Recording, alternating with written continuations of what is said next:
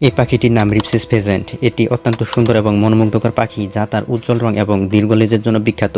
এটি বিশ্বের অন্যতম দীর্ঘ লেজ বিশিষ্ট পাখি। এর লেজ 2.4 মিটার পর্যন্ত লম্বা হতে পারে।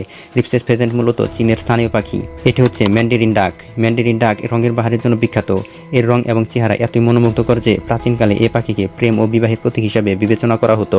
পূর্ব এশিয়া, চীন ও জাপানে এর বাস। এই পাখিটির নাম হোয়াইট পিফল। পাখিটি স্বাভাবিক পিফলের মতোই, কিন্তু এর পালক সম্পূর্ণ সাদা। এর লম্বা এবং আকর্ষণীয় সাদা পালক সূর্যের আলোতে চমৎকারভাবে ঝলমল করে।